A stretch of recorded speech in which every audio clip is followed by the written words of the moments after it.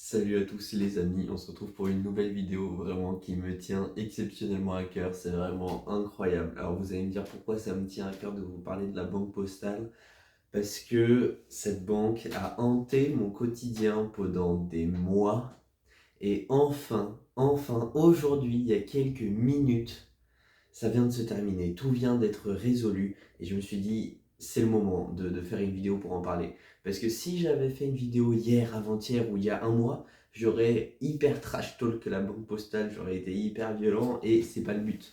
Le but c'est d'être objectif, de se demander pourquoi il y a des problèmes, etc. Donc déjà, il faut contextualiser. Je suis en train de déposer mon entreprise et dans le lancement de l'entreprise, il y a ce qui s'appelle le dépôt de capital.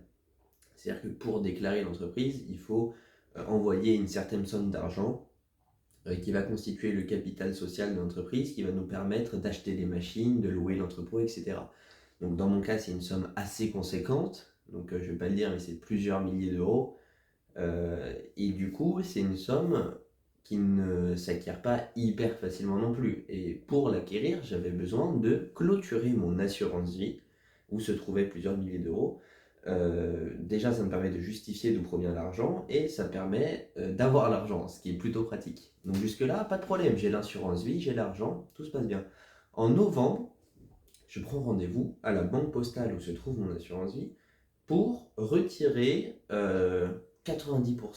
Parce que j'ai pas envie de le clôturer complètement, parce que sinon, bah, vous savez, vous perdez les avantages d'ancienneté. Moi, ça fait plusieurs années que c'est ouvert et il y a plusieurs avantages. On va pas parler des avantages de l'assurance vie dans cette vidéo, mais vous avez compris. En novembre, un mois et demi après, j'ai pas reçu mon argent, j'ai pas de nouvelles, donc je retourne là-bas et ils me disent, on vous a envoyé des lettres, on vous a appelé pour vous prévenir que ça n'a pas marché, il y a un problème dans la démarche. Et moi je dis, ben non, j'ai pas reçu de courrier et j'ai pas été appelé, donc sinon je serais venu quoi. Donc ça m'énerve et je me dis, ok, il y a dû avoir une erreur, ils ont peut-être pas la bonne adresse, on vérifie tout, tout est bon, hein, j'ai jamais rien reçu, mais disons que c'est une erreur.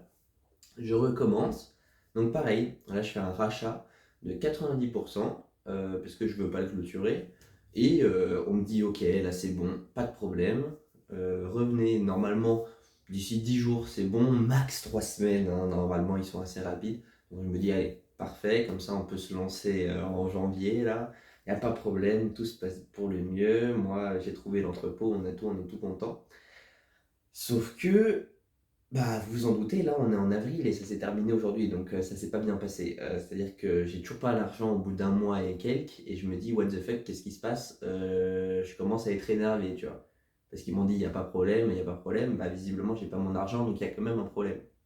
Donc là, je commence à être énervé, mais tu vois, c'est modéré, parce que moi, je suis très courtois, c'est-à-dire que je sais que l'administration en général, ils y peuvent rien. Donc je suis assez compréhensif, je vais pas aller leur crier dessus que c'est des merdes, même si c'est ce que je pense, parce que concrètement, ils n'ont pas le pouvoir de me donner mon argent tout de suite. Eux, c'est généralement des branches séparées, c'est juste que c'est le bordel. Donc ça ne sert à rien de s'énerver contre eux. Donc j'y retourne et je dis oui, bonjour, bah, j'ai toujours pas mon argent. Et il dit ah bah oui, c'est bizarre, ça n'a pas marché, on vous a envoyé du courrier.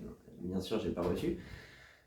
Et là, du coup, on me dit, ok, c'est bon, là, si vous voulez que ça marche, il faut clôturer parce que, je sais pas, c'est plus compliqué. Donc, je dis, d'accord, je perds les avantages, mais j'ai besoin de cet argent pour mon entreprise. Donc, d'accord, clôturons. Moi, je signe tous les papiers, on clôture. Vous ne devinerez jamais la meilleure. Ça ne marche pas. Pourquoi? Parce que un mois après, je reviens.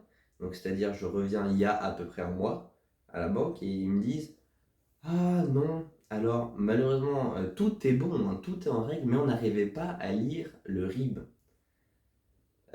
C'était vraiment extrêmement lisible, hein, vraiment c'était du foutage de gueule. C'était sur une feuille imprimée, il y avait mon RIB. Donc, avec ma banquière, on était un peu perplexe et elle a agrandi en x 150, tu sais, là, donc c'est-à-dire ça faisait vraiment toute la page et il y avait vraiment le RIB marqué comme ça sur la feuille. Donc là, vraiment, tu pouvais pas mieux lire, quoi. Et il y a un mois, elle me dit, enfin il y a moins d'un mois même, ça doit faire 3 semaines. Donc comme quoi, ils se sont un peu améliorés en termes de vitesse. Pendant ce temps, j'étais vraiment très énervé parce que j'appelais le service client. c'est me facturer, c'est-à-dire c'était genre 15 centimes la minute, tu avais une musique pendant une demi-heure et au bout d'une demi-heure ça te disait c'est complet, on peut pas vous répondre. Ça vraiment, ça m'énervait de fou. J'étais vraiment en train de devenir fou en fait, c'est-à-dire genre vous imaginez pas mais il y a des vocaux où je parle à mes associés, où j'insulte la banque postale pendant des minutes et des minutes comme ça, parce que j'étais vraiment très énervé et comme je reste très courtois en parlant au personnel de la banque postale, bah, il faut bien que j'insulte quelqu'un, donc je râlais auprès de mes amis. Voilà, comme ça, pas de problème.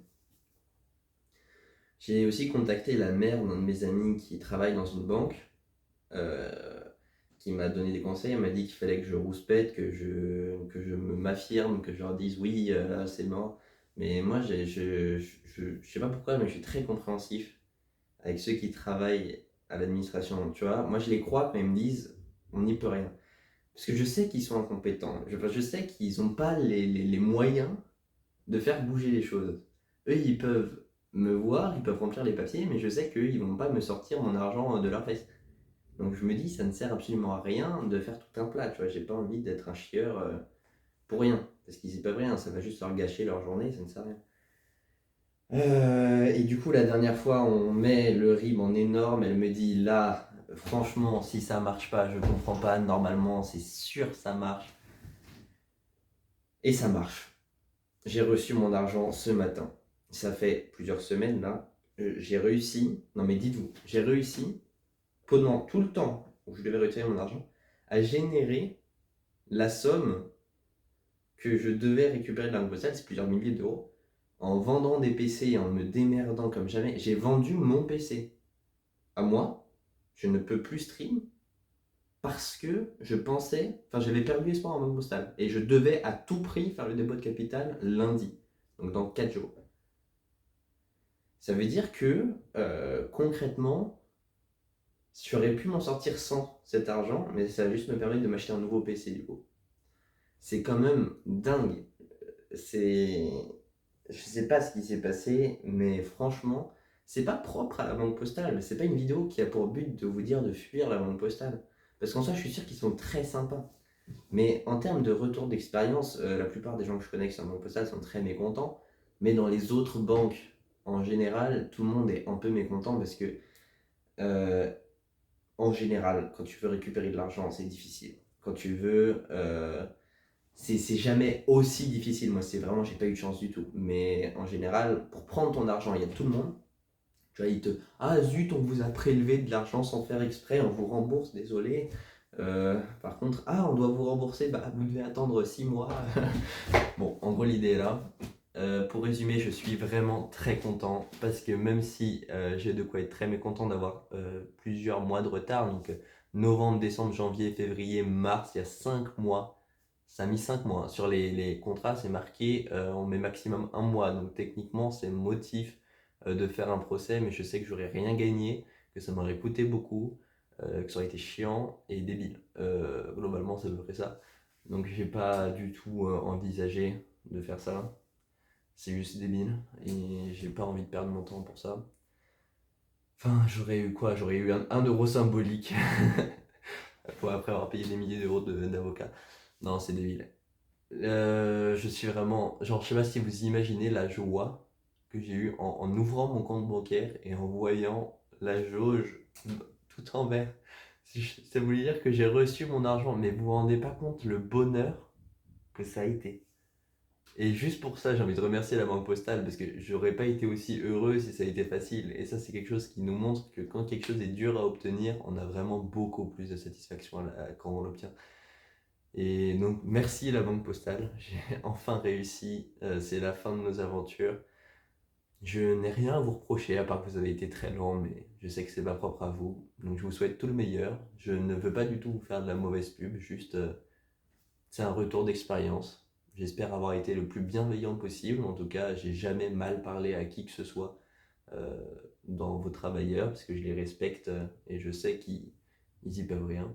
Donc, si vous regardez cette vidéo, je vous souhaite tout le meilleur et j'espère que vous vous accélérez un peu pour les prochains dossiers afin d'éviter des crises existentielles comme j'en ai vécu. Merci à tous d'avoir regardé cette vidéo, n'hésitez pas à vous abonner si ça vous a plu. En tout cas, moi je suis très content, cette journée s'annonce merveilleuse. Portez-vous bien.